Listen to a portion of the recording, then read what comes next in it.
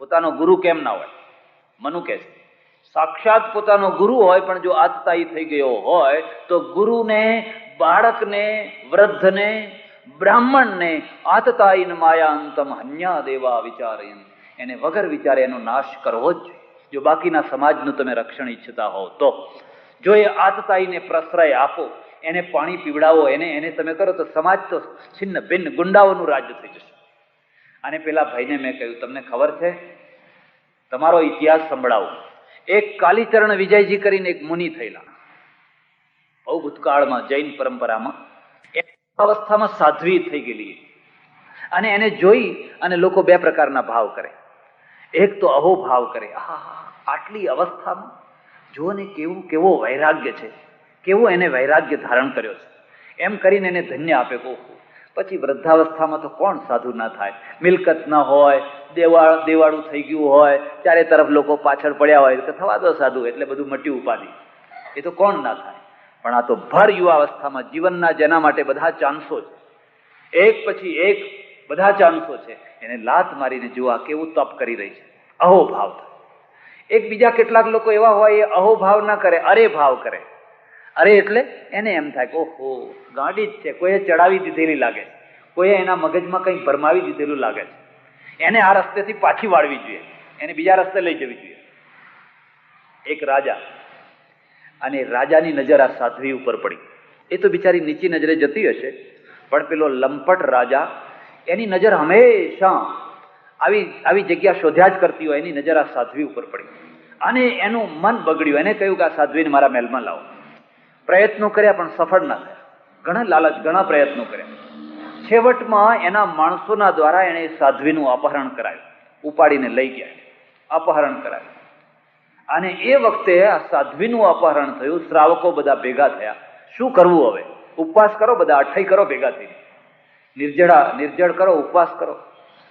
શું કરવું? કઈ સૂझે નહીં. સાધ્વીનું અપહરણ, આજે એક સાધ્વીનું થયું, કાલ બીજીનું થશે, કાલ ત્રીજીનું થશે, સમાજ તો છિન્ન ભિન્ન થઈ જશે. ત્યારે આ કાલીચરણ વિજયજી મુનિ ત્યાં આવેલા, એમની પાસે લોકો ગયા અને એમને પૂછવા ગયા કે રાજાએ તો સાધ્વીનું અપહરણ કર્યું છે, જે પિતા કહેવાય, પિતા તુલ્ય રાજા કહેવાય, એને તો રક્ષણ કરવું જોઈએ, એની જગ્યાએ ભક્ષક થયો છે, હવે શું કરશું? ખબર છે મેં કહ્યું તમારા મુનિએ શું જવાબ આપ્યો હતો? એમણે એમ નતું કહ્યું કે અઠ્ઠઈ કરો, માંસ ખમણ કરો, વર્ષી તપ કરો, એક પગે ઉભા રહો, એમ નતું કહ્યું. એમણે કહ્યું શ્રાવકો ઉઠો, ઉભા થાઓ અને રાજાનું ચામડું ખેંચી નાખો. એક સાધ્વી, એક સતીને બચાવવા માટે એક રાજા તો નહીં પણ 3 લોકને સમાપ્ત કરવા પડે તો કરો, એના કરતા એ સતીનું શીલ વધારે ઉત્તમ. અને પેલા શ્રાવકો ઉઠેલા, જાગેલા. પ્રજા એની એને નેતૃત્વની જરૂર હોય. પ્રજા તો એની એ જ છે, મીંડા તો છે જ, માત્ર એકડાની જ જરૂર હોય. મીંડા તો બધી જગ્યાએ તૈયાર જ હોય. ઉઠો, જાઓ, એ રાજાનું ચામડું ઉતારી નાખો, ખેંચી નાખો. અને શ્રાવકોએ પછી શસ્ત્રો પકડ્યા, શ્રાવકોએ વિદ્રોહ કર્યો અને સાંજ પડતા પહેલા રાજાને એ સાધ્વી આપી દેવી. અને એ વખતે જે હિંસા કરવા માટે જે તત્પર થયા કે હિંસા કરવી પડી, એ હિંસા નથી, એ ધર્મ છે, એ ધર્મ છે.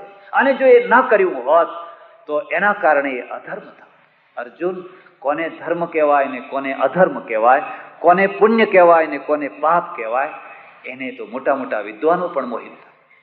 જો એક વ્યક્તિ સવારે હાથમાં હળ લઈ અને જાય છે ખેતરમાં, એનું પેલું પાટિયું ખેંચાતું જતું હોય છે, અને ખેતરમાં ચોમાસામાં કેટલી કીડા ખદબદ થતા હોય છે આખા ખેતરમાં. આખો દિવસ એ હળ ચલાવે છે, લાખો જંતુઓને વાટી નાખે છે, પીસી નાખે છે. ખેતર ત્યારે ખેડાય. એક માણસ સવારે ઝાડ લઈને નીકળે છે માછલા મારવા માટે, અને જઈને ઝાડ નાખે છે. સવારથી સાંજ સુધી એક પણ માછલું નથી આવતું. કોઈ વાર એવું પણ બને, અને એ માર્યા વિના પાછો આવે છે. બોલ, આ બેમાંથી કોણ હિંસક છે ને કોણ અહિંસક છે? પેલા એક જંતુ નથી માર્યું તળાવ વાળાએ, પેલા એ લાખો મારી નાખ્યા. અર્જુન, પેલો ખેડૂત છે એ અહિંસક છે, અને એક પણ જંતુ ન માર્યા છતાં પણ પેલો માછીમાર છે એ હિંસક છે. કારણ કે પેલો જંતુ મારવા નથી ગયો, એ તો એનું કામ, પોતાનું કર્તવ્ય કરવા ગયો. સહજમ કર્મ કૌંતેય સદોષમપી ન ત્યજેત. તારું જે સહજ કર્તવ્ય હોય એ દોષ વાળું હોય તો એને ના છોડીશ, કારણ કે તું તો તારું કામ કરે છે. યથાસંભવ બચાવવાનો પ્રયત્ન કરવાનો, પણ પછી થતું હોય થાય. બહુ નહીં મનમાં હા હા આ મરી ગયું, આ મરી, એવો નહીં કરવાનો. પેલા એ એક પણ માછલી નથી મારી, પણ એનો એ મારવા માટે ગયો, એટલે હિંસાનો દોષી. ગીતાની હિંસામાં અને બીજી હિંસામાં આ મુદ્દાનો ભેદ છે. અને એટલે ગીતાનો આખો જે સિદ્ધાંત એ કૃષ્ણનો સિદ્ધાંત, અને કૃષ્ણના સિદ્ધાંતમાં યુદ્ધ પણ એક અનિવાર્ય છે. જીવનમાં, રાષ્ટ્રના ઇતિહાસમાં યુદ્ધ અનિવાર્ય છે. ત્યારે હવે તમે વિચાર કરો કે તમારા રાષ્ટ્ર ઉપર આવા યુદ્ધ આવીને પડે, જબરજસ્તી તમારા ઉપર થોપવામાં આવે, પછી એ 1965નું હોય કે 1971નું હોય, તો તમે કરો તો શું કરો? શું કરો? તમારા સૈનિકો, તમારા સેનાપતિઓ, તમારા જનરલો બધા અહિંસાની વાત કરીને રાજીનામા આપીને ઉભા રહી જાય કે અમારાથી આ નહીં થાય. આપણે અહિંસા પરમો ધર્મ છે. તમારા દેશનું, તમારી પ્રજાનું થાય. 1962ના યુદ્ધે ભારતના ઉપર બહુ મોટી કૃપા કરી.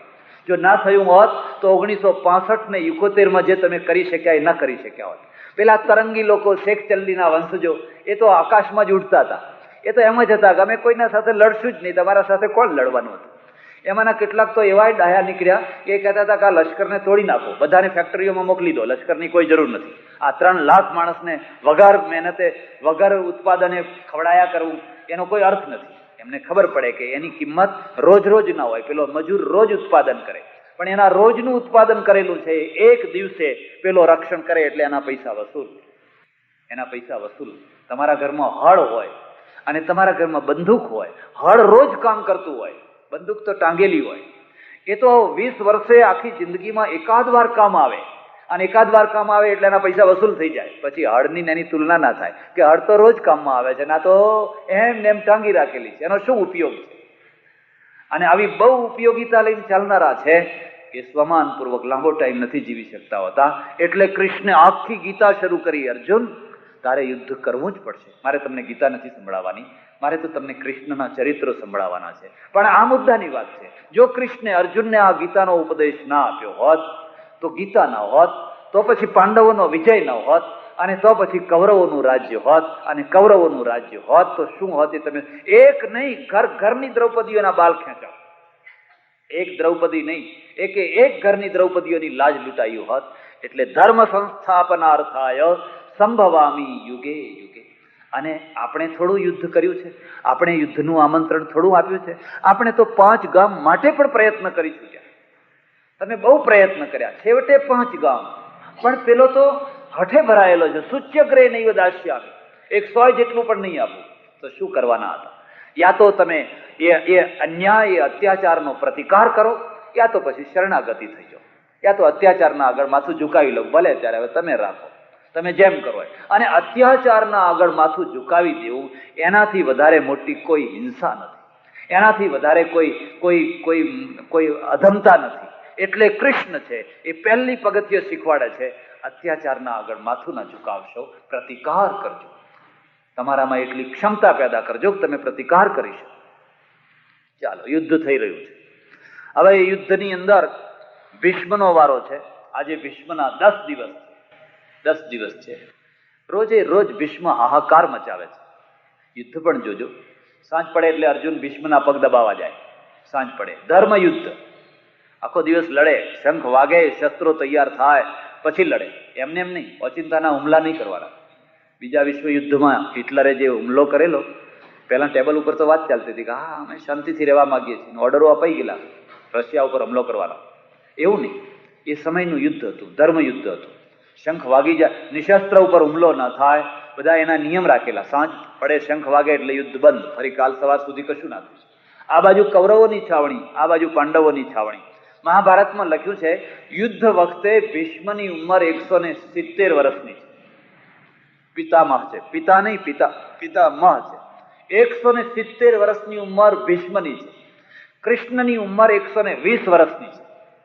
આ ઉંમરમાં ઘણી વાર લોકો ગડબડ કરી બેસે. પેલો જે 12 વર્ષનો, 7 ને 12 વર્ષનો કૃષ્ણ હતો ને 120 વર્ષનો છે.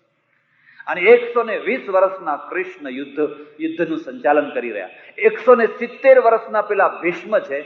એમ લખે છે ભીષ્મ પેલા મહાભારતમાં કે એની પાછળ હંમેશા 10 રથ ચાલે છે, બાણ ભરેલા, દારૂગોરો વાળા.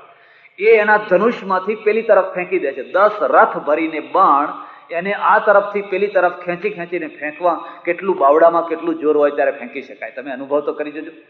5-10 વાર આમ પથરા તો મારી જજો, ક્રિકેટનો બોલ તો ફેંકી જજો. 10-15 વાર તો પછી આમ હાથ લઈને આમ આવવું પડશે, પછી હાથ કામ નહીં કરે. 10 રથ ભરેલા તીર સામે ફેંક. અને એ વૃદ્ધે સૌથી વધારે પોતાના માટે દિવસ લીધેલા. દુર્યોધન 10 દિવસ સુધી તને આંચ નહીં આવવા દો, 10 દિવસ સુધી તારું રક્ષણ કરીશ. અને પછી તો એક પછી એક દિવસો વ્યતીત થતા જાય છે. કૃષ્ણે પ્રતિજ્ઞા કરેલી છે, હું શસ્ત્ર ધારણ નહીં કરું. ભીષ્મે પ્રતિજ્ઞા કરી છે, જો આજના દિવસે જો હું તમને શસ્ત્ર ના પકડાવું તો હું ગાંગેય નહીં, ગંગાનો પુત્ર નહીં. બેયની પ્રતિજ્ઞા છે. કૃષ્ણની પહેલેથી પ્રતિજ્ઞા છે. આપણે તો શસ્ત્ર ધારણ એમને તને સૂચના આપીશ, તારો રથ ચલાવીશ, શસ્ત્ર ધારણ નહીં કરું. ભીષ્મે પ્રતિજ્ઞા કરી છે, જો તમને જો શસ્ત્ર ના પકડાવું તો હું ગંગાનો પુત્ર નહીં, ગાંગેય નહીં. અને તુમુલ યુદ્ધ થઈ રહ્યું છે, તુમુલ યુદ્ધ. આજ દોષો એવો વિફર્યો છે, અર્જુનના રથને હવામાં ઉડાડે છે. ઘોડા આમ તેમ છિન્ન ભિન્ન કરી નાખ્યું. અને સેનાપતિ જ્યારે હારે, સેનાપતિ જ્યારે વિકટ સ્થિતિમાં હોય તો બાકીનો લશ્કર તો પછી ભાગવા જ માંડે. એવી પરિસ્થિતિમાં મૂકી દીધા કે રથ ગબડી પડ્યો છે, પૈડું આમ નીકળી પડ્યું છે, અને જાણે અર્જુન હવે મર્યો સમજો. એ વખતે કૃષ્ણ છે નીચે ઉતરી અને પેલું જે વ્હીલ પડેલું છે ને અર્જુનના રથનું, એ હાથમાં લઈને ભીષ્મના સામે દોડ્યા. ચિત્ર જોયું છે તમે? હાથમાં પેલું ચક્ર લીધું, વ્હીલ લીધેલું છે રથનું પૈડું, અને લઈને ભીષ્મના સામે દોડ્યા છે મારવા માટે. અને ભીષ્મ ખડખડાટ હસ્યા. પ્રતિજ્ઞા મારી પૂરી થઈ ગઈ, પ્રતિજ્ઞા પૂરી થઈ ગઈ. મેં ઈચ્છા કરી હતી કે તમને આજ શસ્ત્ર પકડાવીને રહીશ, તમે ચક્ર લઈને મારા સામે દોડ્યા. કૃષ્ણ કે બહુ સારું, પ્રતિજ્ઞા પૂરી થઈ, તમને શાંતિ થઈ ને. કૃષ્ણના ઉપર 2 બદનામીઓ છે. મહાભારતનો કૃષ્ણ છે ને એ ઠગારો છે, કે છે બહુ કંઈ બોલે, કંઈ કરે, કંઈનું કંઈ ઊંધું જતું કર્યા જ કરે, રામની માફક આદર્શ ઉપર નહીં. અને ભાગવતનો કૃષ્ણ કામી છે, એ તો કામી, એવો આક્ષેપ છે. ભાગવતની વાત તો પૂરી કરી. અહીં મહાભારતની ઘટનાઓમાં એક ઘટનામાં એ તો એમ કે બહુ ધુતારો છે, બહુ ઠગારો છે, કંઈનું કંઈ કરીને તમને છેતરી કાઢે. અર્જુનનો રથ ઠીક કરી પાછું લડવાનું શરૂ કર્યું. સાંજે પગ દબાવવા ગયા, ભીષ્મ મળ્યા. મેં કૃષ્ણની પ્રતિજ્ઞા તોડી કે ના તોડાવી, અને એમણે શસ્ત્ર ધારણ કર્યું કે ના કર્યું, ત્યારે કૃષ્ણ મંદ હસી રહ્યા હતા. મેં પ્રતિજ્ઞા નથી તોડી. મેં એમ પ્રતિજ્ઞા કરી હતી કે હું શસ્ત્ર ધારણ નહીં કરું. પૈડું એ કોઈ શસ્ત્ર નથી. મારા રથનું પૈડું નીકળી ગયું હોય તો મારે લઈને આમ આગો પાછું થવું પડે. હું મારા રથનું પૈડું લઈને આગો પાછો થતો અને તમે એને શસ્ત્ર માની લો તો એમાં મારો શું દોષ છે? એમાં મારો શું દોષ છે? કોઈ જગ્યાએ લખ્યું છે કે હાથ પેલો ચાબુક લઈને આગળ દોડ્યા. એ ચાબુક હોય કે પૈડું હોય, એ કોઈ શસ્ત્ર નથી. મેં કોઈ તલવાર, બંદૂક, કોઈ એવું કંઈ લઈને હું થોડો દોડ્યો છું. તમને એમ લાગ્યું હશે હું તમને મારવા દોડ્યો છું, પણ હું તો મારું પૈડું લઈને સરખું કરવા જ જતો હતો. એમાં તમે એમ માની લો કે આ પૈડું લઈને મારવા આવે છે અને તમે શસ્ત્રધારી માની લો તો તમને છૂટ છે માની. આ યુદ્ધ ક્ષેત્ર છે, અને યુદ્ધ ક્ષેત્ર માત્ર શસ્ત્રોના જોરે નથી જીતાતું હતું, ચતુરાઈથી જીતાતું હોય છે. ચતુરાઈ એવી છે કે પોતે બંધનમાં ના આવે, પોતાની પ્રતિજ્ઞા ના તૂટે, અને સામેના માણસને સંતોષ થઈ જાય, ભાઈ ચાલો તમારી ઈચ્છા પૂરી કરી, તમે ભક્ત છો. ભીષ્મે દુર્યોધનને કહ્યું, જો બેટા, આજ હું રાત્રે ધ્યાનમાં બેસીશ, પૂજા કરીશ, અનુષ્ઠાન કરીશ, અને અનુષ્ઠાન રાતના બરાબર 12 વાગે પૂરું થશે. તારી સ્ત્રી છે ને એ તારી સ્ત્રીને મોકલજે, આવીને મારી પૂજા કરે, ચાંદલો કરે, અને હું એને અખંડ સૌભાગ્યવતી ભવ આશીર્વાદ આપીશ. પછી તને મારનાર કોઈ નથી, આ યુદ્ધમાં તારું મૃત્યુ નહીં થાય. હા, બરાબર. અને ભીષ્મ રાત્રે ધ્યાનમાં બેઠેલા છે, અનુષ્ઠાન ચાલી રહ્યું છે બધું. કૃષ્ણના ગુપ્તચર એવા પ્રબળ છે કે કૃષ્ણના ગુપ્તચરે આવીને કહ્યું કે આ અનુષ્ઠાન થઈ રહ્યું છે, અને જો દુર્યોધનની સ્ત્રીને જો આ વરદાન મળી ગયું તો પછી તમે નહીં મારી શકો. રાજાનું નામ ચારુ ચક્ષુષા આપ્યું છે. ચાર ચક્ષુષા એટલે ગુપ્તચરોની આંખેથી જોનારો. એમ નીતિમાં એવું લખ્યું છે, પોતાની આંખે નહીં પણ એના ગુપ્તચરોની આંખેથી જોનારો. આખા દેશમાં શું થઈ રહ્યું છે એને ખબર પડવી જોઈએ. અને કૃષ્ણને ખબર પડી ગઈ, ઓહો ગજબ થઈ ગયો. રાતના 11 વાગે દ્રૌપદીને જગાડી, ગોઠ ગોઠ ઊભી થા, ઊભી થા. કેમ શું છે? ઊભી થા, જલ્દી, ટાઈમ નથી. કપડાં પહેર, જો આપણે પૂજા કરવા જવાનું છે. એક મહાત્મા ભીષ્મ પિતામહ છે ને, એની પૂજા કરવા જવાનું છે. દ્રૌપદી ઝટ ઝટ ઝટ તૈયાર થઈ ગઈ છે, હાથમાં બધો પૂજાપો લીધેલો છે, અને બરાબર 12 વાગ્યાના ટકોરે જઈ અને ભીષ્મના તંબુ આગળ કૃષ્ણ બીજા વેશમાં છે અને દ્રૌપદીને ઊભી કરી દીધી. જા અંદર, જા અંદર જઈ અને પૂજા કરજે અને પછી નમસ્કાર કરજે. દ્રૌપદી સંસ્કારી છે, એના મા બાપ સંસ્કારી છે, બધું શીખવાડેલું છે. જતાની સાથે જ એમણે આમ લાંબો, જરા ઘૂંઘટો લાંબો કાઢે એમ કે સારું છે, આ ઘૂંઘટો કોઈ વાર કામ આવે, લાંબો કાઢે એમ. અને દ્રૌપદી લાંબો ઘૂંઘટો કઢાવેલો છે. દ્રૌપદી અંદર ગઈ, બહુ શ્રદ્ધા ભક્તિ, આમે પૂજ્ય બુદ્ધિ તો છે જ. પૂજા કરી, બધું કરી અને આમ નમસ્કાર કર્યા. પેલા ભીષ્મે જે અનુષ્ઠાનનું જળ હતું એ હાથમાં લઈ ઉપર છાંટીને કહ્યું, અખંડ સૌભાગ્યવતી ભવ. પેલા કૃષ્ણ બાર પડદામાંથી ઉભા છે ને, નીકળ એમ કે જલ્દી નીકળ, હવે કામ પતી ગયું, નીકળ જલ્દી એમ. દ્રૌપદી ત્યાંથી નીકળી. હવે પેલી તરફ દુર્યોધનની સ્ત્રી છે ને, એ ફુહડ છે, ફુહડ. ફુહડનો અર્થ સમજ્યા? 12 વાગ્યાનું કહો એટલે 1 વગાડે. ટ્રેન ઉપડી જાય, પ્લેન ઉપડી જાય, તમારી કારને જે થવું હોય થાય, જે થવું હોય થાય, પણ આપણે ટાઈમસર તૈયાર નહીં થઈએ તે નહીં જ થઈએ.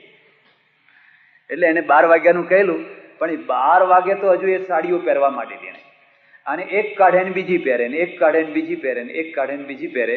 12:30 થયા. પેલો બીજો કોઈ માણસ હતો, બેન પેલા 12 વાગે બોલાયા કે ક્યાં જવાના હતા? એ તો થોડું મોડું થાય, એમ શું ઉતાવળ છે, થોડું મોડું થાય. જેમ તેમ કરીને 1:15 વાગે એ તૈયાર થઈ, 1:15 વાગે. અને પછી સંસ્કાર વિનાની, એના મા બાપે કઈ સંસ્કાર નહીં નાખેલા કશા. સાધુ પાસે કેમ જવું, કેમ નમસ્કાર કરવા, કેમ બેસવું ઉઠવું, કશું નહીં. એ તો જઈને પેલા ભીષ્મ પિતામાં તો બધું સમેટતા હતા, બધું પૂરું કરતા હતા. એટલે જઈને એમને જોયું કે આ પછી બીજી સ્ત્રી કોણ આવી. હવે જે હોય, ઘૂંટો તાણેલો એને એટલે કંઈ બોલાય તો નહીં. એ પેલું પાણી લઈને આવેલી તો સીધું નાખ્યું માથા ઉપર, અભિષેક કર્યો રાતના 1 વાગે. એટલે તો ચમક્યા, આમ ચાંદલો કર્યો, આમ જેમ તેમ કર્યો, બધું ચોખા શીખવાડેલા એમ નાખ્યા, આંખમાં પડે એવી રીતે. અને પછી પગે લાગી. પેલા તો નવાઈથી જોયા જ કરે છે કે આ કોણ આવ્યું. પગે લાગી એટલે પેલા તો કંઈ બોલ્યા નહીં, એટલે એ જ પોતે કહે છે, એટલે તો બોલો ને, હવે ક્યાં સુધી હું માથું નમાઈ રાખું? તમે કહ્યું તું તને આશીર્વાદ આપીશ, તો હું આશીર્વાદ લેવા આવી, તમે આશીર્વાદ કેમ નથી આપતા? એટલે ભીષ્મે પૂછ્યું, તું કોણ છે બેન, તું કોણ છે? કોણ છે? પછી બોલાવી હતી ને આખી રાતનો ઉજાગરો કરાયો, અને હવે પાછા પૂછો છો કોણ છે? સાથે આવેલા માણસે કહ્યું કે આ દુર્યોધનની પત્ની છે. હે, દુર્યોધનની પત્ની? ત્યારે પેલો ખરા ટાઈમે કોણ આવ્યું હતું? આમ ધ્યાનમાં કઈ નાસ્યા, જા બેન જા, જેને આશીર્વાદ મળવા હતા એને મળી ગયા, તું રહી ગઈ અમને એમ, જેને મળવા હતા એને મળી ગયા. કઈ વાર તો કહ કેશવ, જેનો મુખ્યો, જેનો આગેવાન કૃષ્ણ હોય, એ કદી હારે ખરો? એને કદી પરાજય હોય ખરો? શું થયું? અરે કે બીજી આવીને આશીર્વાદ લઈ ગઈ, જેને લેવાના હતા એ, જેને અખંડ સૌભાગ્યવતી થવું હતું એ થઈ ગઈ, તું રહી ગઈ હવે એમને. 10 દિવસનો ટાઈમ, અને ડોસો છે ને ભયંકર પરિસ્થિતિમાં છેલ્લા દિવસે છે. આજે તો એને ઉત્પાત મચાવી દીધેલો છે, અને કૃષ્ણને થયું કે આમ આ ડોસાને મારી નહીં શકાય, હવે કંઈક ને કંઈક ગીમ કરવી પડશે. તો એ ભીષ્મની પ્રતિજ્ઞા છે કે હું સ્ત્રી સામે નહીં લડું, સ્ત્રી સામે નહીં લડું. એટલે એક શિખંડી નામનો એક મહારથી છે, શિખંડી છે મહારથી. એ શિખંડીને કહ્યું તું આગળ થા, અને એ છે ને એ નથી સ્ત્રીમાં કે નથી પુરુષમાં, એટલે એને આગળ કર્યો. એટલે પેલા ભીષ્મે કહ્યું કે હે કૃષ્ણ, મારી સાથે આ રમત રમ્યા છે? ભાઈ અમે શું કરીએ, તો તમારી પ્રતિજ્ઞા તમે જાણો, અમે કઈ એવી પ્રતિજ્ઞા લઈને નથી નીકળ્યા કે અમે આ શિખંડીને આગળ નહીં કરીએ, એવી અમે કઈ પ્રતિજ્ઞા નથી લીધી, તમારી પ્રતિજ્ઞા તમે જાણો. વ્યૂહ છે, જુદા જુદા વ્યૂહ છે. અને એ શિખંડીના હાથે એને ઘવાયા, અને પછી એ 10મા દિવસે પડ્યા. જ્યારે પડ્યા ત્યારે કૃષ્ણ દોડતા ગયા, અર્જુન દોડતા ગયા.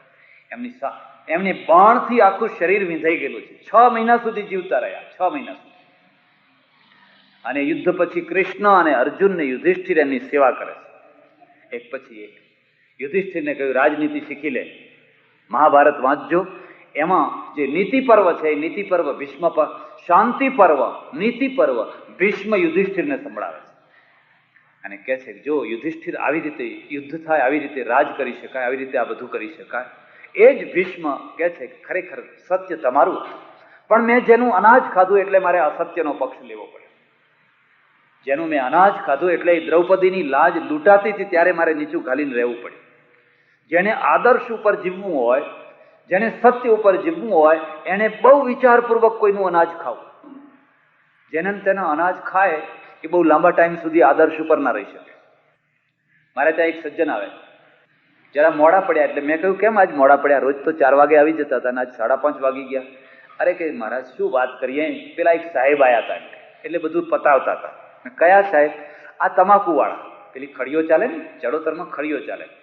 હવે એ નીકળી ગયું, પણ તમાકુ વાળા સાહેબ આવેલા. અને તમાકુ વાળા સાહેબ છે એ બધા ચોપડા ને બોપડા. મેં કહું કઈ ભૂલ તો ના નીકળી ને, કઈ દંડ થાય એવું તો ના નીકળ્યું? કે ના રે ના, શું નીકળવાની હતી. કેમ? એમ કે આવે ને એની સાથે જ અમારા જમાઈને ના જમાડીએ એવા પકવાન એમને પહેલા જમાડી દેવાના. સારામાં સારી વસ્તુઓ એમને જે ભાવતી હોય બધી ખવડાવવાની. અને તમને દક્ષિણા ના આપીએ ને જમાઈને ના આપીએ એવી સારામાં સારી દક્ષિણા એમના ગજવામાં આપી દેવાની. પછી એ શું ભૂલ કાઢવાનો હતો? પછી તે સહીઓ કરીને જ જવાનો. પછી એ શું બોલી શકવાનું? ભીષ્મે કહ્યું, જો અર્જુન, સત્ય તારા પક્ષમાં હતું, પણ મેં અસત્યનું અનાજ ખાધું, અને અનાજ ખાધું એટલે મારે અસત્યના પક્ષમાં રહીને લડવું પડ્યું. ભીષ્મો ગોહરણે ગતા, એટલે મારે ન કરવાના કામ પણ ઘણી વાર કરવા પડ્યા. પણ શું થાય, મેં અનાજ ખાધું એટલા. દ્રોણનો વારો આવ્યો. 5 દિવસ દ્રોણ છે, અને આ દ્રોણ પણ કઈ જેવા તેવા નથી, જેમ તેમ નથી. દ્રોણે પણ હાહાકાર મચાવેલો છે. એને તો બધી વિદ્યા શીખવાડેલી છે આ પાંડવોને, કૌરવોને, બધાને. પણ હવે જોયું કે દ્રોણ કોઈ રીતે મરે એવા નથી, એટલે કૃષ્ણે ફરી પાછું એક વાત ફેલાવી કે અશ્વત્થામાં મૃત હતા, અશ્વત્થામાં મરી ગયા. દ્રોણને આઘાત લાગ્યો. દ્રોણને પુત્ર મોહ છે, પોતાના પુત્ર ઉપર બહુ મોહ છે. આ માણસને મોહમાં પાડશું તો જ મરવાનો છે. ના કે તમે કહો તો ના મારું, યુધિષ્ઠિર કહે તો માનું. એટલે કૃષ્ણ યુધિષ્ઠિર પાસે ગયા કે આપણી સેના બહુ મુશ્કેલીમાં છે અને લશ્કર હારી જશે, તમે જાઓ અને આગળ જઈ અને પેલા એને દ્રોણાચાર્યને કહો કે અશ્વત્થામાં હતા. પેલો ધર્મરાજ શું જવાબ આપે છે? યુધિષ્ઠિર કે હું હારતો, હું તો હારું અને મારું જે થવું હોય એ થાય, હું જુઠ્ઠું નહીં બોલું તે નહીં જ બોલું. એટલા માટે યુધિષ્ઠિરને નેતા નહીં બનાવેલા. એટલા માટે અર્જુનને નેતા બનાવેલો, સેનાપતિ અર્જુનને. એટલા માટે જો આવા લોકોને યુદ્ધમાં નેતા બનાવ્યા હોય તો હારીને જ આવો. એ યુદ્ધની અંદર એની નીતિઓ હોય છે. પણ તમે એમ કરો નરોવા કુંજરોવા તો કહેશો કે નહીં કહો. અને એક કુંજર હતો હાથી, અશ્વત્થા નામનો, એ માર્યો. અને કહ્યું જો અશ્વત્થા નામનો હાથી તો મરાયો છે, તો તમે અશ્વત્થામાં નામનો હાથી મરાયો છે એટલું તો બોલશો કે નહીં બોલો? કે હા એટલું બોલીશ, એ તો મને વાંધો નથી. ચાલો ત્યારે કે સમજાવી પટાવી અને એમને આગળ લાવ્યા. અને પેલો દ્રોણાચાર્ય તો ગમગીન છે. યુધિષ્ઠિરને કહે છે, ધર્મરાજ, તું ધર્મરાજ છે, તું સત્ય વક્તા છે, જિંદગીમાં કદી તું અસત્ય નથી બોલ્યો. સાચે સાચું બોલ કે આ અશ્વત્થામાં મરાયો એ વાત સાચી છે કે કેમ? એટલે યુધિષ્ઠિરે કહ્યું, અશ્વત્થામાં હતા નરોવા કુંજરોવા. એટલે કૃષ્ણે પહેલેથી તૈયારી કરાવી રાખેલી. એ જયારે નરો એટલું બોલે ને ત્યાં સુધી રાખવાનું ને વા કુંજરો બોલે એટલે વાજા વગાડવાના, બધું ખડખડ ખડખડ ખડખડ વગાડવાનું, એટલે પેલાને કુંજર શબ્દ સંભળાય જ નહીં. અશ્વત્થામાં હત નર એટલું બોલ્યા એટલે તો પેલા વાજા વાજા બધું વાગવા લાગ્યું. નહીં તમારે ઘોંઘાટ કરી મૂક્યો. અને પેલા એ શસ્ત્રો છોડી દીધા. બધું ગમગીન થઈને બેઠો. અર્જુનને કહ્યું કર, હવે યુદ્ધ કર, બરાબર કર. અને જયારે અર્જુને યુદ્ધ કરવા લાગ્યા અને દ્રોણાચાર્ય મરવા લાગ્યા ત્યારે દ્રોણાચાર્ય કહ્યું, અર્જુન તું મને આવી રીતે મારે છે? ત્યારે કૃષ્ણે જવાબ આપ્યો, જયારે દ્રૌપદીના લાજ લૂંટાતી હતી ત્યારે તમારો ધર્મ ક્યાં ગયો હતો દ્રોણાચાર્ય? એ વખતે તમે બધાય બેઠા હતા. કેમ કોઈના મોઢામાંથી મગ ના નીકળ્યા અને કોઈએ એમ ના કહ્યું કે આ ખોટું થઈ રહ્યું છે? હવે તમે મને ધર્મ શીખવાડવા આવો છો? જેમણે આટલા મોટા અનર્થો કર્યા, પાંડવોના રાજ લૂંટી લીધા દગો કરીને, એ વખતે તમારી ધર્મનીતિ ક્યાં ગઈ હતી? અને હવે તમે મને ધર્મનો ઉપદેશ દેવા આપો છો? દ્રોણાચાર્ય મરાયા હતા. કૃષ્ણે ભૂલ કરી ખરી?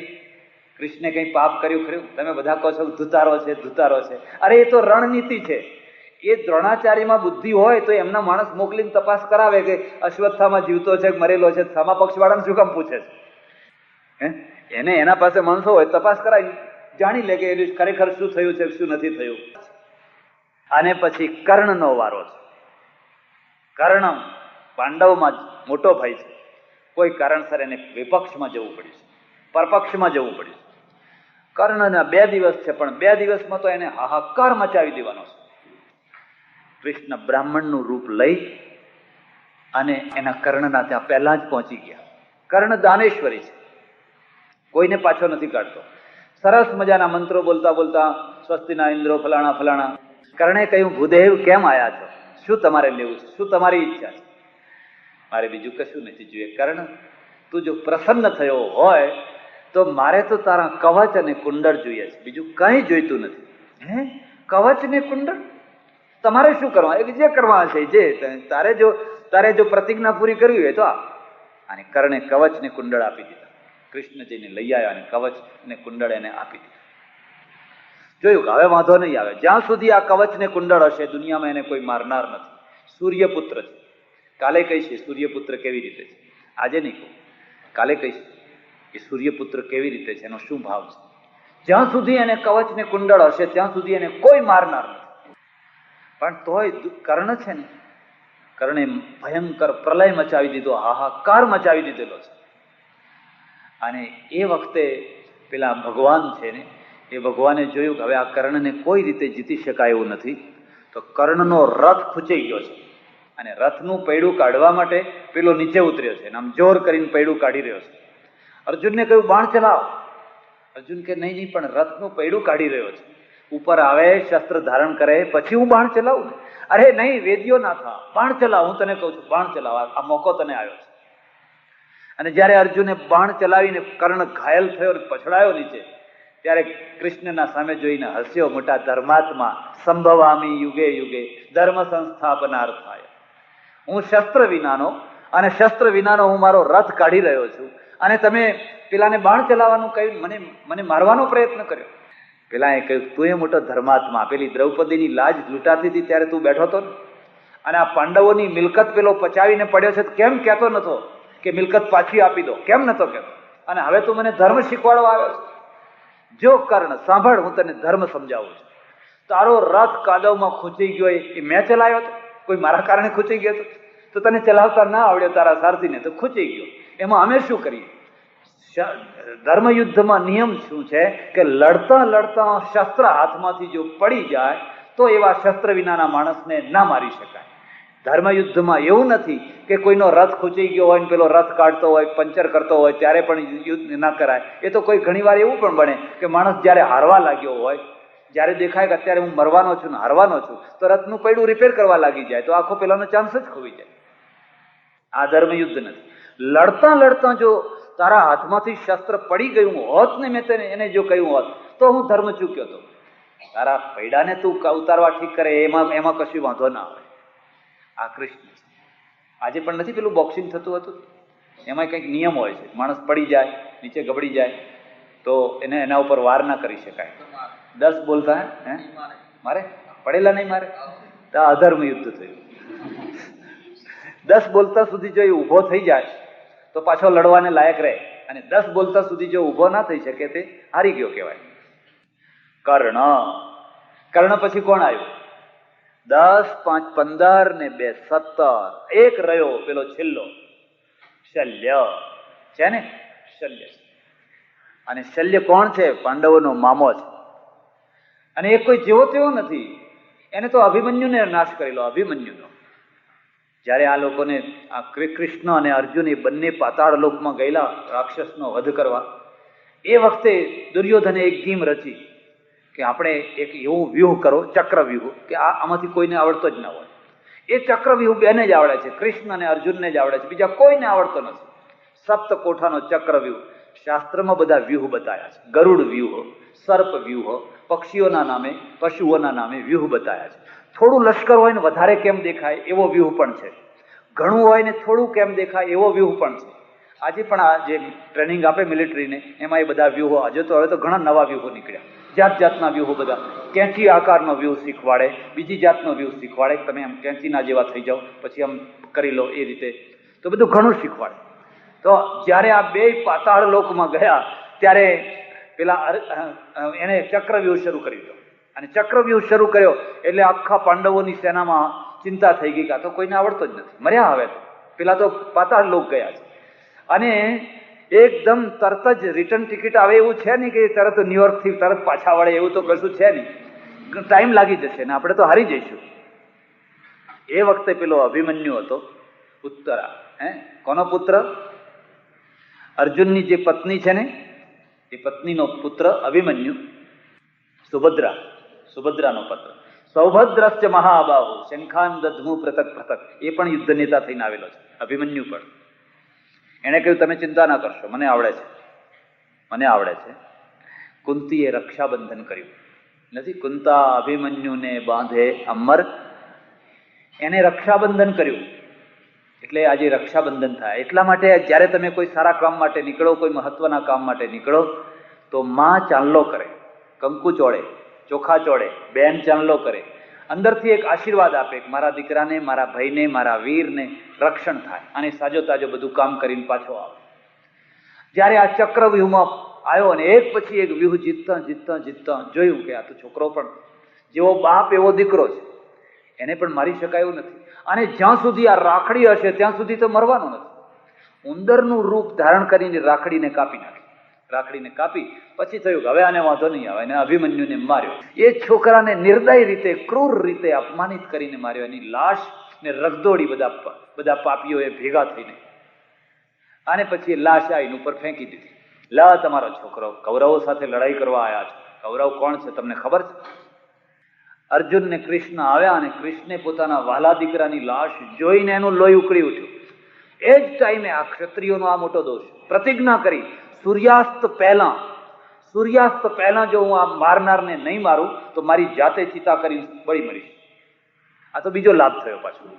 એક લાભ તો આ છોકરાને માર્યો, હવે સૂર્યાસ્ત સુધી આ શલ્યને બચાવી લો, અને પછી તો પેલો જાતે બરી મળવાનો જ છે ને. કૃષ્ણે કહ્યું મૂર્ખા, આવી પ્રતિજ્ઞા ના કરાય. પણ હવે થઈ ગઈ એટલે શું થાય? કોઈ દિવસ આવેશમાં આવીને પ્રતિજ્ઞા ના કરવી. પ્રતિજ્ઞા કરવી હોય તો વિચાર કરીને, ડાપણથી, શાણપણથી સમજીને કરવી. એને તો આવેશમાં પ્રતિજ્ઞા કરી, સાંજ સુધીમાં, સૂર્યાસ્ત પહેલા મારનારને જો નહીં મારું. અને સાંજ પડવા આવી, સાંજ પડી. કૃષ્ણે કહ્યું ચિતાકાર, હવે અર્જુન ચિતાકાર લેન્ડ, હું જ તારો અગ્નિદાહ કરું. આવી પ્રતિજ્ઞા કરીને બેઠો છે. અર્જુને કહ્યું હું બળી મરીશ, ને ચિતા કરી. અર્જુન બેઠો, પેલી તરફ પાંડવો બધા જોવા આવ્યા છે, કૌરવો આ બાજુ પાંડવો રડી રહ્યા છે. કૌરવો તો રાજી થયા, સારું થયું, આ તો વગર લડે જે મુખ્ય નાયક હતો એ જ મરવા માંડ્યો છે. અને એ કૌરવોની અંદર આખો દિવસ સંતાઈને ઉભો રહેલો પેલો જે શલ્ય છે એ પણ આવીને ઉભેલો છે.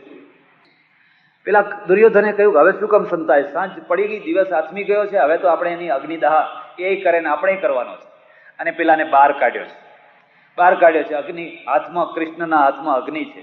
કૃષ્ણ કહે છે અર્જુન ઉભો રહે, આ તારું ગાંડીવ ધનુષ છે ને, બાણ છે ને, એ પણ ભેગો લઈને બળી મર ને, એને અમારે રાખીને શું કરવાનું, તારું શસ્ત્ર પણ તારે સાથે રાખે.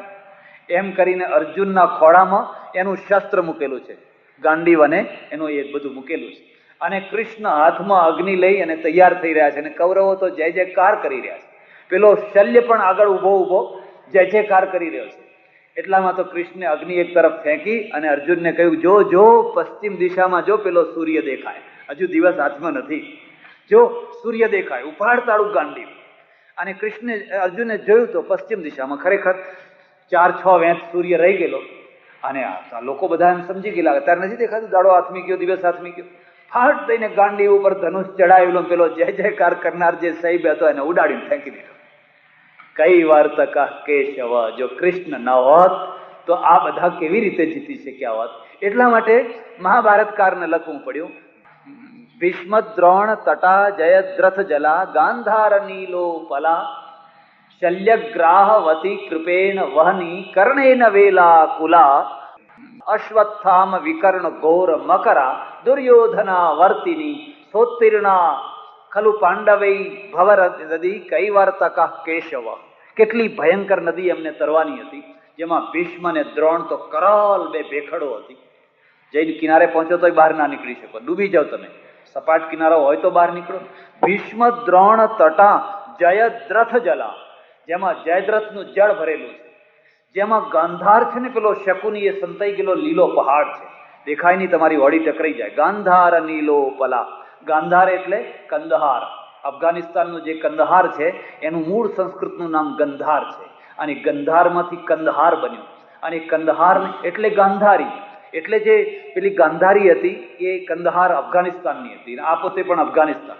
ગાંધાર નીલો પલા શલ્યગ્રાહવતી કૃપેણ વહની કર્ણેન વેલાકુલા. શલ્ય જેમાં મગર છે, કોઈ ચક્કર છે, કોઈ કંઈ છે. દુર્યોધના વર્તિની, અને દુર્યોધન રૂપી આવર્તન એમાં ચાલી. આવી ભયંકર નદીને પાર કરવા માટે પાંડવો નીકળ્યા. પાર થાય એવું હતું જ નહીં.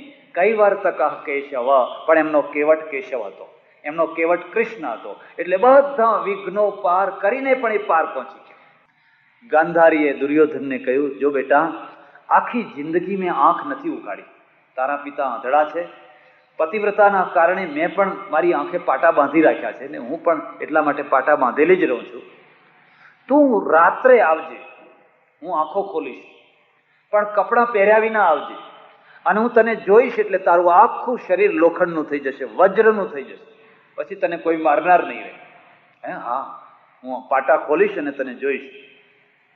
રાતના 12 વાગે પેલો છે બિલકુલ નગ્ન થઈને માને મળવા જાય છે, અને માએ આજે આંખે પાટા ખોલવાનું નક્કી કર્યું છે. કૃષ્ણને ખબર પડી. કૃષ્ણને ખબર ના પડે એવું હોય? જે જાગતો હોય, અને જાગતો હોય એ જ રાજ કરી શકે, એ જ જીતી શકે.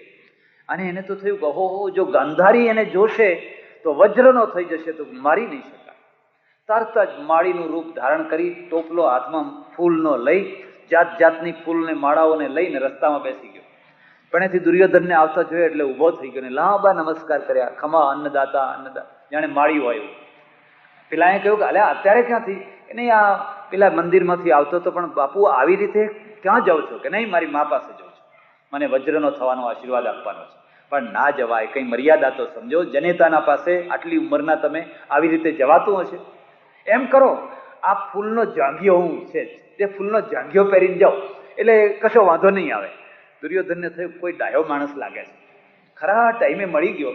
ખરેખર એને મારા મનમાં ડંખ તો લાગતો હતો કે આવી રીતે મા પાસે જવાતું હશે, પણ આ ખરો માણસ મળી ગયો. હા, બરાબર છે. અને પેલા માળીએ જાંઘિયો બનાવી દીધો, અને દુર્યોધને જાંઘિયો પહેરી લીધો. પેલી પાસે ગયો, ગાંધારી પાસે. આવ્યો બેટા? કે આવ્યો. કઈ કપડાં નથી પહેર્યા ને? કે ના, કપડાં નથી પહેર્યા. અને એને આંખની પટ્ટી ખોલી, અને જ્યાં જોયું નાક્ષિક આખું શરીર વજ્રનું થઈ ગયું. અને પેલા જાંઘિયાને જોઈને કહ્યું, અરે આ શું પહેર્યું? કે નહીં, એ નહોતું પહેર્યું, પણ એક માળી વસ્તામાં મળ્યો ને, એ માળીએ મને કહ્યું કે આટલું તો પહેરીને જાઓ. ગાંધારી હસીને કહ્યું, બેટા, એ માળી નતો, એ વનમાળી હતો. એ માળી નતો, એ વનમાળી હતો. હવે તારું મૃત્યુ થશે તો જાંઘમાંથી મૃત્યુ થશે, બાકીના કોઈ ભાગમાંથી તારું મૃત્યુ નહીં થાય. તમે સૌ જાણતા હશો કે એને કેટલીય ગદા યુદ્ધમાં કેટલાય, પણ જ્યારે જાંઘમાં એને ગદા મારવામાં આવી ત્યારે એનું મૃત્યુ થયું. આ કૃષ્ણ યુદ્ધ નેતા, સફળ સંચાલન કરનાર એક વ્યવહારિક. આનો એક બીજો પક્ષ, એક આધ્યાત્મિક પક્ષ પણ છે, પણ એક કાલે ચર્ચા કરશું. આજે તો આટલી. કૃષ્ણ કનૈયા રામચંદ્ર ભગવાન. કલાકાર છે, કદરનો ભૂખ્યો હોય છે, એટલે એ હંમેશા કદરદાનને ખોળતો હોય છે. કોઈને પૂછ્યું કઈ છે કોઈ? હા, એ ગોસાઈજી છે, બહુ સંગીતના શોખીન છે, અને સંગીતમાં ઊંડાણ સુધી એ પ્રવેશેલા છે. ત્યાં ગયા અને કહ્યું કે જો આપની આજ્ઞા હોય, ઈચ્છા હોય તો હું 1-2 રાગ સંભળાવું. સંભળાવો, તમે આવા મોટા રાજ ગાયક, મારે ત્યાં આવો. ખૂબ સંભળાયો ખરેખર. પણ એ માણસે જયારે એમની હવેલીમાં પગ મૂક્યો ત્યારે સાથેના માણસે એક દોહરો બોલ્યો, અને દોહરાનો ભાવ એવો હતો કે આ પરમેશ્વરને ખબર હતી કે આવનારા સમયમાં એક તાનસેન નામનો ગવૈયો થશે. એ ગવૈયો ગાય અને જો શેષનાગ માથું ડોલાવે તો ધરતીનો વિનાશ થઈ જાય, એટલે શેષનાગને કાન નથી આપ્યા. નેત્રસ્રવા, નાગને કાન નથી હોતા, એને અમે સંસ્કૃતમાં નેત્રસ્રવા કહીએ છીએ, આંખથી સાંભળે છે. તમે એને ઉત્પ્રેક્ષા કરી, આ નાગને કાન કેમ ના આપ્યા? કે જો કાન આપ્યા હોત તો આ પેલો તાનસેન ગાત, અને જો નાગે આમ માથું ડોલાવ્યું તો આ ધરતીનો શું થઈને ઉભું રહ્યું હોત, એટલે નથી આપ્યા. એક વાત યાદ રાખજો, થોડા વખાણ કરનારા માણસો રાખવા જ હોય તો રાખજો, પણ બે જગ્યાએ વખાણ ન કરવા દેશો. એક તો ઈશ્વરના મંદિરમાં જાઓ ત્યારે તમારા વખાણ ન થવા જોઈએ. ઈશ્વરના મંદિરમાં બેસીને તમે પ્રયત્નપૂર્વક તમારા વખાણ કરાવડાવો તો તમે ઈશ્વરના ગુનેગાર છો. જેના વખાણ થવા જોઈએ એના છે, એની આપેલી મહિમાથી તમે મહિમાવાળા થયા છો. અને બે, પોતાનાથી મોટા જે વડીલો ગુરુજનો હોય એમના આગળ વખાણ કરાવનારા માણસો આગળ વખાણ નહીં કરાવવાના. એના આગળ જેટલા નાના થઈને રહેશો એટલા જ મોટા થશો. આ માણસ વિવેક ચૂકતો હોય છે. ગોસાઈજી કશું બોલ્યા નહીં, સાંભળ્યું, ખૂબ સાંભળ્યું. અને પછી જયારે વિદાય થવાનો પ્રસંગ આવ્યો એટલે એક સરસ મજાની ચાંદીની થાળીમાં સોના મોરો મૂકી ઉપર મખમલનો રૂમાલ જરી ભરેલો ઢાંકી એમને ભેટ આપ્યો. કદર થવી જ જોઈએ, કલાકારની કદર થવી જ જોઈએ. તો કલાના આધારે જીવે છે. પણ એને વળી કેમ જાણે કેમ શું સૂઝ્યું, જતા જતા એને જોયું આમાં શું છે, જરા જોવું તો ખરો. તો મખમલ જરા ઊંચું કર્યું, સોના મોરો ભરેલી, પણ સૌથી ઉપર છે ને એક ફૂટેલી કોડી મૂકેલી. સંદેશો આપવાની પણ એક ગજબની રીત હોય છે. જે આ કાર્ટૂન વાળા નથી જોતા તમે, આખો લેખ લખો ને જે આમાંથી સંદેશો ના નીકળે કે ચાર લીટીઓ આમ કરે એટલે એમાંથી એક સંદેશો નીકળી જાય. કાર્ટૂન કેટલો મોટો સંદેશો આપે છે. એમ કેટલીક વાર ઘણું બોલ્યા પછી પણ જે સંદેશો ન મળે એ નાની વાતમાંથી આપી શકાય. અને પેલો સ્તંભી ગયો. નક્કી આ ભૂલથી મુકાઈ ગયેલી નથી, પણ કોઈ ખાસ લક્ષ્ય કરીને મૂકેલી છે. ફૂટી કોડી એ પાછો આવ્યો. મહારાજ હું સમજ્યો નહીં, આ સોના મોહરોના ઢગલા ઉપર ફૂટેલી કોડી કેમ મૂકી છે? કે સમજવું હોય તો પાછા આવો, બેસો. બેઠા. એમના પાસે જે ગાનારાઓ હતા એમાંનો એક ગાનારો હરિદાસ, પોતળી પહેરે, શરીર આખું ઉઘાડું, પાતળું શરીર, માથું મુડાવેલું. એને હરિદાસને બોલાવ્યા અને હરિદાસને કહ્યું 2 પદો સંભળાવો, ભગવાનના 2 પદો સંભળાવો. અને હરિદાસે જ્યાં નાભીમાંથી સ્વર કાઢ્યો સંભળાવવા માંડ્યા, પેલાના આંખમાંથી, તાનસેનની આંખમાંથી પાણી વહેવા લાગ્યું. અને એને કહ્યું સારું છે તમે અહીંયા પડ્યા છો, જો તમે બહાર સ્ટેજ ઉપર આવ્યા હોત તો દિલ્હીના દરબારમાં તાનસેન ન હોત, હરિદાસ હોત. આટલું સરસ ગળું, આટલી સરસ ગાયકી અને એક પોતળી પહેરીને તિલક કરીને મુડેલા માથે માણસ બેઠેલો છે. ગોસાઈજીએ જવાબ આપ્યો, જો એટલે જ હું તમને કહું છું, તમારું ગળું, તમારું સંગીત સોના મોહરોના ઢગલા કરતા મોટું છે, પણ કોઈ બાદશાહ માટે છે, કોઈ રાજા મહારાજાને રીઝવવા માટે છે. એટલે અંતે ફૂટેલી કોડી જેવું છે, અંતે ફૂટેલી કોડી જેવું છે. રાજા મરી જશે, બાદશાહ મરી જશે, તમારું સંગીત મરી જશે. આ હરિદાસ છે ને એનું સંગીત રાજા મહારાજા માટે નથી, પણ મહારાજાના મહારાજા માટે છે, મહારાજાઓના મહારાજા માટે છે. સોના મોહરો લેવા માટે નથી. સ્વાંત સુખાય તુલસી રઘુનાથ ગાથા ભાષા નિબંધ મતિ મંજુલમાં તનોતી. આ સમર્પિત સંગીત છે. એટલે વર્ષો પછી પણ આનું સંગીત મરવાનું નથી. આ ભક્તિ માર્ગ છે. અહીંથી એમાં એક દિવ્યતા પ્રગટ થતી હોય છે. જ્યાં કોમર્શિયલ દ્રષ્ટિ પૂરી થઈ, જ્યાં સાંસારિક ઈચ્છાઓ પૂરી થઈ, અને એ જ શક્તિ જયારે સ્વતઃ કૃષ્ણ પ્રીત્યર્થ વહેવા લાગે એટલે એમાંથી કોઈ રવિશંકર મહારાજ પેદા થાય, એમાંથી કોઈ ગાંધીજી પેદા થાય, એમાંથી તુકારામ પેદા થાય, નરસિંહ મહેતા પેદા થાય, મીરાબાઈ પેદા થાય. એક અદભુત વ્યક્તિત્વ પ્રાપ્ત થાય.